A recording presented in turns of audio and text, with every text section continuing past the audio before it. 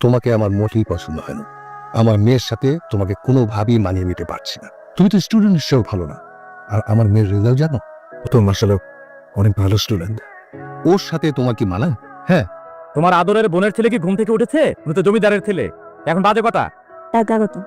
ঘুমাবি তো? সারাদিন ভবঘুরের মতো ঘুরবে, খাবে, দাম। খালার বাড়ি আছে, খালু কিছু বলে না। 1.5 বছর ধরে চাকরির জন্য ট্রাই করছে। ওরকম সব জায়গায় চেষ্টা করছে। কিছু চেষ্টা করছে, চেষ্টা আমরা বুঝি না। বলা ছেলেটার বাবা মা নাই, এতিম। আমি ওকে বাবার মতো আদর যত্ন করি নাই।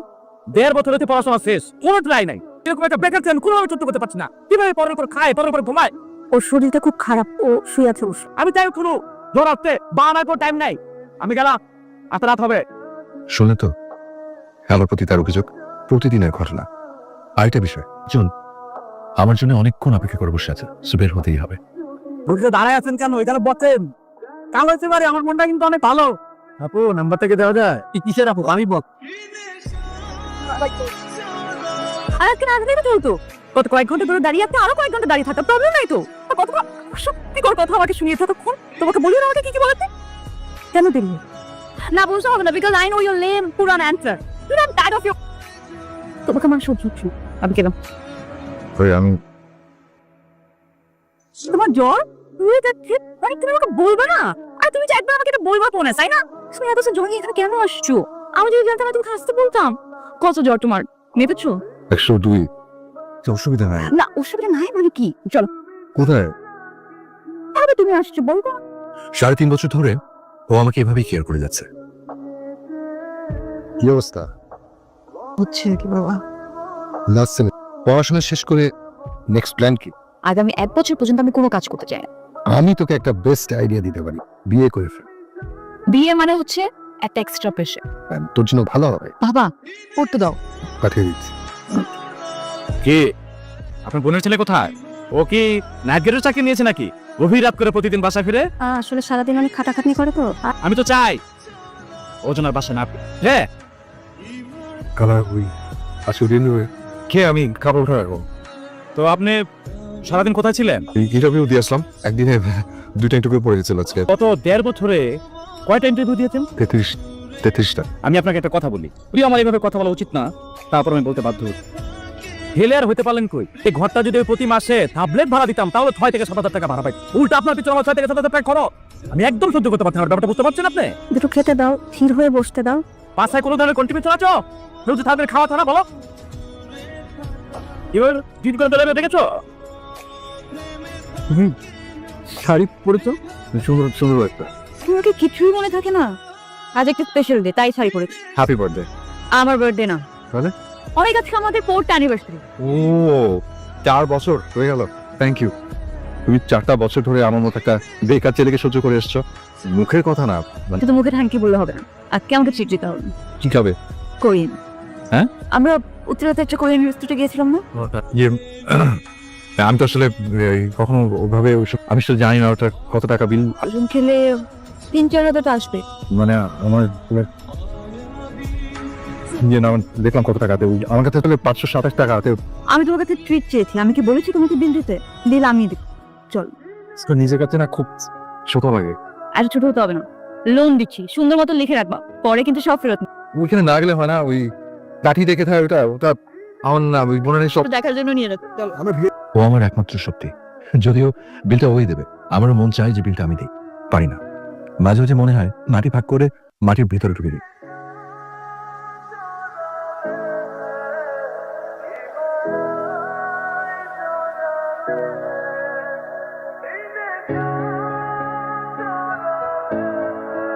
এভাবে ভাবতে গিয়েছ রিকোয়েস্ট নিয়ে ভাবছি না, তোমাকে করবো কি করবো না সেটা বুঝতে পারছিলাম। কি করে? তুমি তো আমার অনেক ফ্রেন্ড দেখেইছিল, মানে আমার আরেকটা ফ্রেন্ড আছে, খুব ভালো ছেলে। আসলে ওর নাম দিনকাল একটু খারাপ যাচ্ছে, কোনো জায়গায় আসলে চাকরি করে পাচ্ছে না। আমি ভাবছিলাম তোমার তো অনেক ফ্রেন্ডস আছে, তুমি যদি কোনো একটা জায়গায় ওকে রেফার করতে পারতো তাহলে কিন্তু ওর লাইফটা সেট হয়ে যেত। যদি ভালো হয়, তোমার যদি সবকিছু ঠিকঠাক মনে হয় তাহলে আর কি। তাকে কোয়ালিফাইড হতে হবে। হ্যাঁ কোয়ালিফাইডই, কিন্তু ফ্যামিলি প্রেশারের সবকিছু মিলে রেজাল্টটা এটা কিন্তু অত খারাপ না, চলে আর কি বাবা। তুমি যদি ঠিক মনে করো। তুই যেহেতু বলছিস ভালো ছেলে, আমি পরশু দিন ওকে আমার বাসায় আসতে বল। চাকরি চাইবো না তো, উনি চাকরিও দেবে। অফকোর্স এটা বলবা না, সুন্দর মতো পরিপাটি হয়ে দেখো। আসলে আমার খুব ঠিক আছে। আমি কফি করে নিস। তোমার পুরো নামটা জানি কি? অনেক অনেক আহমেদ। তুমি আমার কাছে কেন এসেছো? জি মানে নিশ্চয়ই চাকরির জন্য এসেছো। জি, আমি সোজা সাপটা কথা বলা পছন্দ করি। তোমার সম্পর্কে আমি খোঁজ খবর নিয়েছি। তোমার ব্যাকগ্রাউন্ড কি? পুলিশ কমিশনার কিন্তু আমার বন্ধু। তোমার তো বাবা মা নেই। জি, তুমি খালুর কাছে থাকো। তোমার খালু সবসময় চিৎকার করেন তুমি একটা বেকার মানুষ। বেকার মানুষ ফ্যামিলির জন্য একটা বোঝা। তুমি আমার নাম জানো? আমার নামের শেষে চৌধুরী। আর চৌধুরী সাহেবরা কি চায়? চৌধুরী সাহেবরা চায় তার ছেলেদের ভবিষ্যৎ। প্রয়োজনে নায়ক নায়িকাকে আলাদা করে নেন। তোমাকে আমার মোটেই পছন্দ হয় না। আমার মেয়ের সাথে তোমাকে কোনোভাবেই মানিয়ে নিতে পারছি না। তুমি তো স্টুডেন্ট হিসেবেও ভালো না। আর আমার মেয়ের রেজাল্ট জানো? ও তো মাশাআল্লাহ অনেক ভালো স্টুডেন্ট। ওর সাথে তোমার কি মানায়? হ্যাঁ, তুমি যদি একটা ভালো স্টুডেন্ট হতে তাও তো আমি সবাইকে বলতে পারতাম ব্রাইট ফিউচার। তো তোমার প্রয়োজন চাকরি। জি, তোমার এই জি কথাটা আমার খুব ভালো লাগে। যাদেরকে বললেই তোমাকে ভালো চাকরি দেবে, কিন্তু তার বিনিময়ে আমি একটা ডিল করতে, আমার মেয়ের জীবন থেকে তোমাকে দূরে সরে দিতে হবে। পারবে না? তো তুমি ডিসাইড করো তুমি কি চাও। একটু পরে আমার মেয়ে আসবে, তোমার সাথে আমার কি কথা হয়েছে যেন সে বুঝতে না পারে। যে পেন হয়ে না।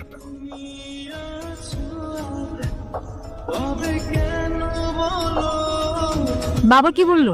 আবার খোঁজ খবর নিল, চাকরি বাকরি কিছু করেনি? তোমাকে বলতে না করলো। না ওই হ্যাঁ দেবে, অপশন দিল, চাকরির অপশন দিল। আমি বলেছিলাম না বাবাকে বললেই প্রবলেম তো পারবো, খুব শীঘ্রই আমাদের বিয়েটা হয়ে যায়। আর অতীতের জন্য মনে করে ফর্মাল শর্ট লাগে, মানে একটা বড় শপিং। এটাই বেকারদের কপাল। আচ্ছা, কি বলেছিলাম না ও একদম অনেক বড় হবে, আপনি অনেক বড় চাকরি পেয়েছে। কি ধরনের ডিলেটা? মনে হচ্ছে না তুমি নিজেকে বেঁচে আসছো। মনে হচ্ছে কিভাবে হয় আমার কাছে এখনো চিন্তা হয় নাই। কত স্বপ্ন দেখেছি তোমার সাথে।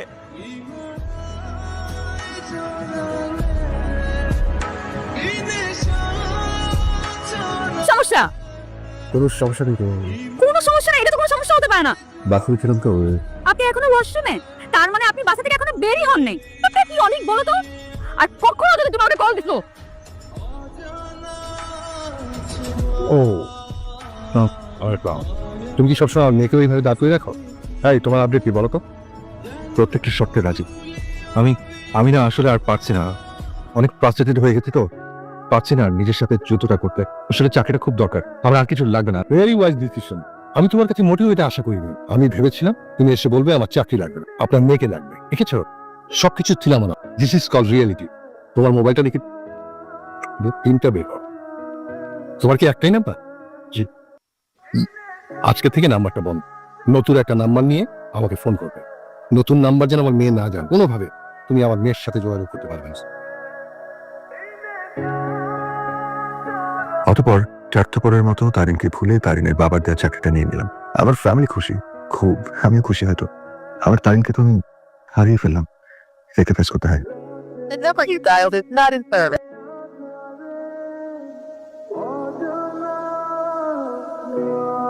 অনেকদিন কেটে গেল, চাকরি টাকা দিয়ে খালাকে অনেক কিছু কিনে দিয়েছে, কিন্তু যাকে নিয়ে স্বপ্ন দেখতাম সে নেই আজকে। অনেক দিন তারিনের থেকে পালিয়ে বেড়ালেও একদিন ধরা খেয়ে গেলাম। এই যে আপনার সাথে একটু কথা ছিল।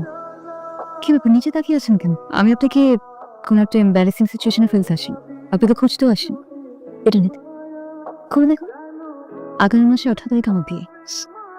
আপনি মুক্ত, সারা জীবনের জন্য মুক্ত। আমার বিয়েতে আসলে আমি খুব খুশি হব, খুব ভালো থাকবেন।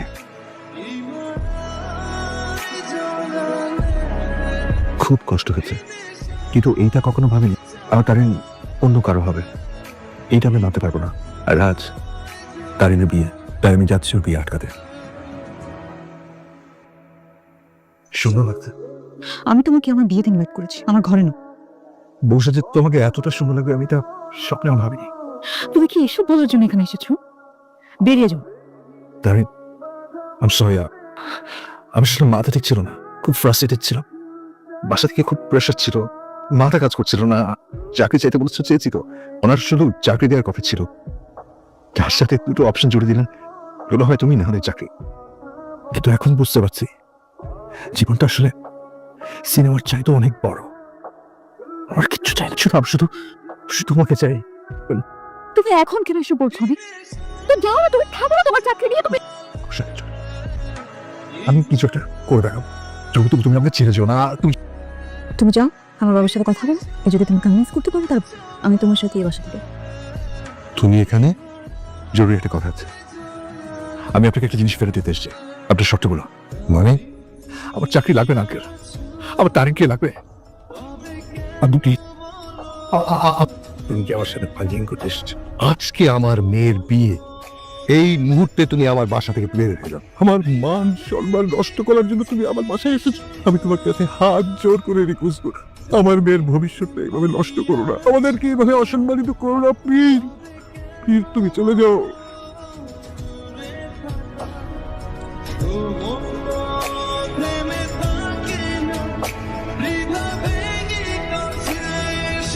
এইদিকে